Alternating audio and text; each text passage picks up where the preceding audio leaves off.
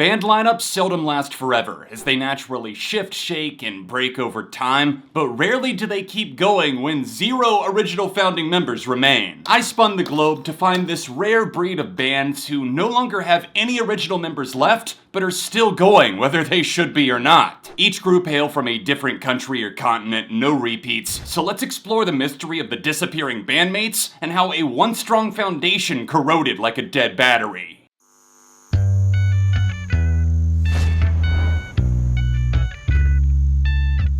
Hey neighbor, thanks for stopping by. This episode of SOS is a highly requested sequel to bands with no original members left, but don't worry, if you haven't seen the 7 that we talked about there, you can catch up after watching this one. Now the time has come to do a little bit of pond hopping. 7 entries, 7 unique locations, pack your bags, it's time to travel.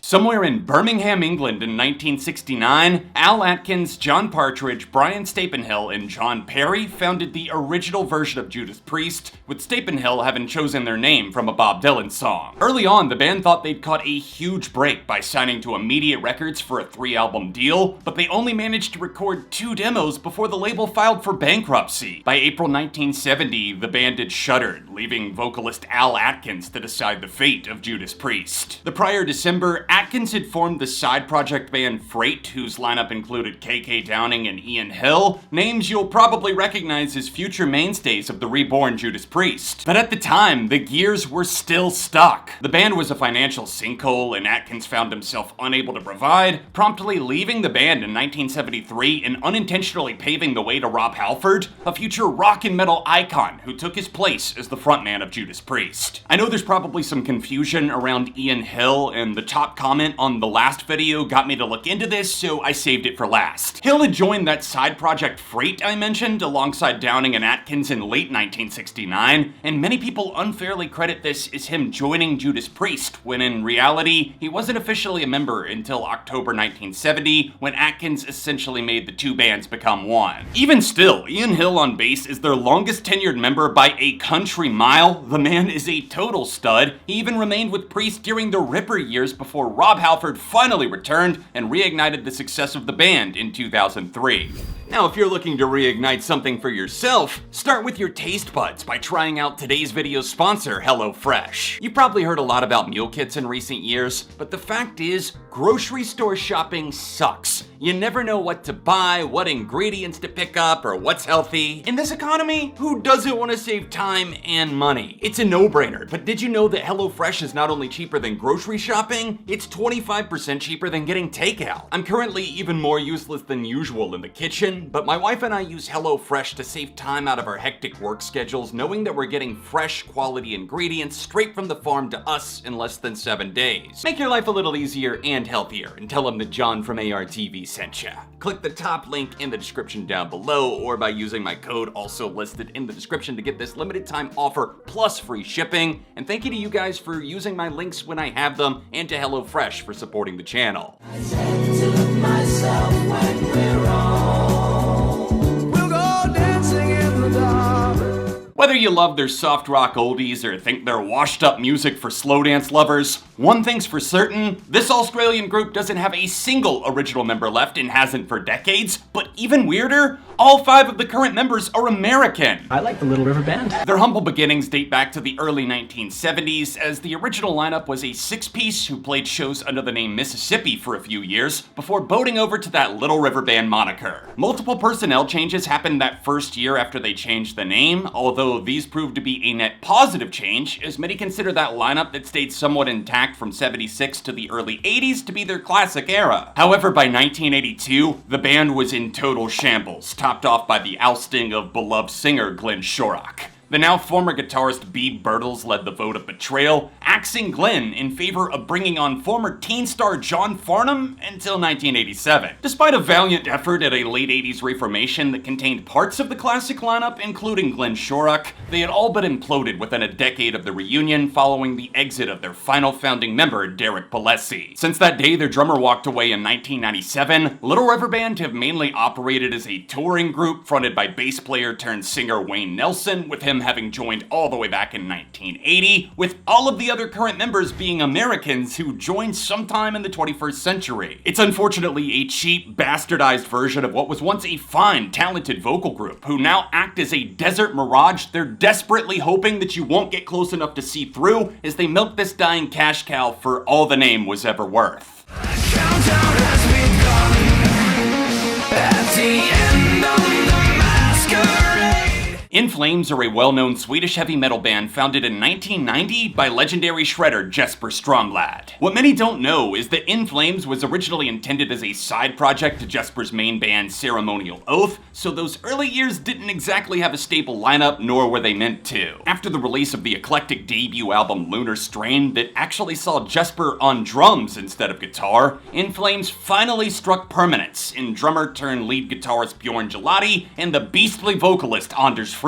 Apologies in advance, I promise I'm trying, but I'm gonna butcher some names in this video. Anders and Bjorn are still with In Flames to this day, but of course, it was the bittersweet departure of Jesper Stromblad in 2010 that made them eligible for this list, as he announced he had permanently left the band to seek treatment for his addictions. What was initially seen as parting on good terms turned into shots fired from their founding member, with Jesper arguing that In Flames had become a shallow imitation of what they once were, a radio-ready metal act quickly devolving from the sound he helped establish. It's not really up to me to say whether he's right or wrong, nor do I know why Jesper didn't have the rights to the band name that he founded, but factually speaking, there's still millions of listeners loving the current incarnation of In Flames, and I think their recent output is a big step up from what they churned out in the 2010s.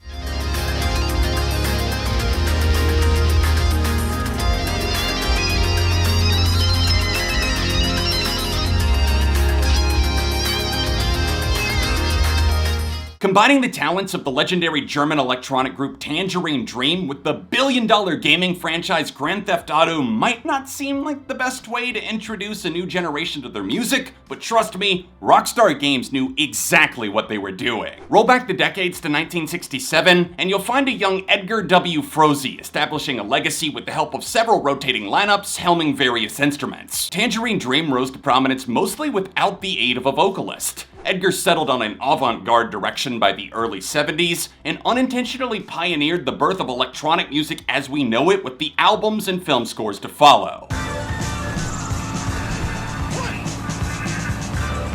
As the decades disappeared in the rearview mirror, so did every member not named Edgar Froese. The fact that Tangerine Dream burned through more than 20 unique lineups is kinda crazy, but until his untimely death in 2015, Edgar kept pushing the limits of music, regardless of who was by his side, helping him set fire to the synthetic sky. To me, it feels like Edgar intended Tangerine Dream to be a project that could continue innovating even without his Midas touch. His own son Jerome was a member from 1990 until 2006, with many of the others past and present describing Edgar as a genius who felt comfortable passing his torch on to a new generation. I'll take you to a place where we shall find our roots.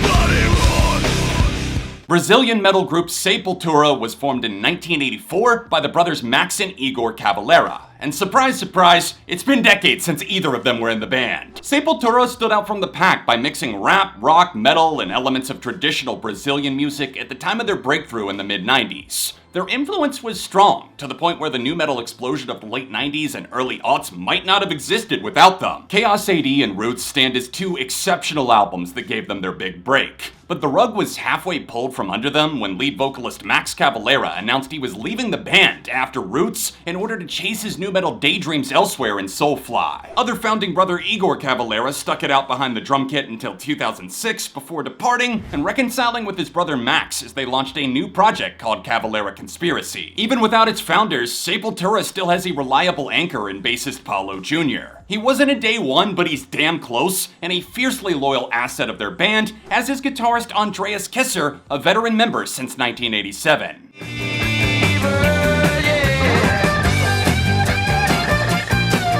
The southern rock mainstays Lynyrd Skynyrd attracted a huge following in the 70s, but never held down much in the way of a consistent lineup outside of their extraordinary vocalist Ronnie Van Zant and guitar aficionado Gary Rossington. The world of Skynyrd was chaos, sometimes the good kind that you'd expect in the rock and roll lifestyle, but also the bad stuff like drinking, mental breakdowns, infighting, and drug abuse, which explains the revolving door lineup. Introducing guitarist Steve Gaines in 1976 proved to be a massive hit with the fans, the band, and Ronnie himself, who in particular believed in his capabilities so much, he happily let him share the spotlight on their reinvigorating LP Street Survivors and its subsequent tour. The title is haunting in hindsight, with the Tour of the Survivors only completing 5 shows before the members and touring crew of Lynyrd Skynyrd were involved in an unthinkable disaster. On October 20th, 1977, en route to their next show in Louisiana, their chartered airplane ran out of fuel and crash-landed deep in the woods of Mississippi, killing Ronnie Van Zant, Steve Gaines, and 4 other innocent lives upon impact with the tree line. Everyone else who made it out alive were shaken beyond belief and badly injured.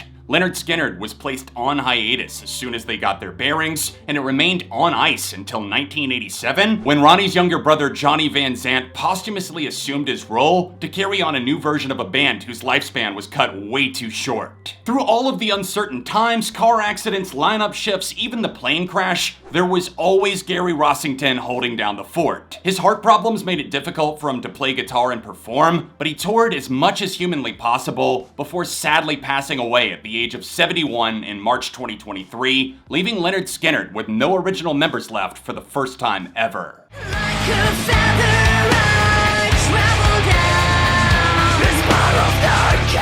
Ukraine has inspired me and so many others by standing strong, fighting back, and refusing to accept tyrannical dictator Vladimir Putin's invasion of their country. With their heroic badassery in mind, allow me to introduce one of their biggest musical success stories who just so happen to fit this topic like a glove. This is Jinjer we're talking about, a face-melting metalcore act who fuse elements of prog, R&B, gent, reggae, and groove metal into their punishing sound. The original 4-piece lineup formed in 2008, releasing just 1 EP the next year before shuffling the lineup entirely, welcoming in a new singer, and ejecting all but one of the OGs permanently by the end of 2011. Tatiana Shmelyuk arrived in 2010 and spearheaded the group's success. Her insane vocal abilities range from death growls to sustained screams to beautiful singing as she makes harnessing that kind of power look easy. Jinjer's debut album Cloud Factory dropped in 2014 and helped establish their slightly unconventional metal-adjacent style. They were knocking teeth out with a cutthroat live sound, and after cycling through a few drummers, they landed their Iron Man, Vladi Ulasevich. However, it was the year prior that the last original domino finally fell as guitar player Dmitry Olksin stepped down sometime in 2015. Jinjer temporarily paused their music career after the release of the album Wallflowers in order to help with the relief efforts in their home country of Ukraine after the disgusting Russian invasion. It was only a few months later that Ukrainian officials would give the band permission to resume touring internationally in the summer of 2022 on the condition that they serve their country as ambassadors, a task that they proudly accepted as they've gone on to raise money and awareness about the ongoing war at each concert. To recap, this episode covered the history of bands from all over the world who have no original members left, from England, Australia, Sweden, Germany, Brazil, the United States to Ukraine. Do me a favor, hit that like button, subscribe if you're new in town, and consider supporting the channel with a $5 a month membership. There's more info in the description below. Thank you for watching more videos on screen, and I'll see you soon on the next SOS.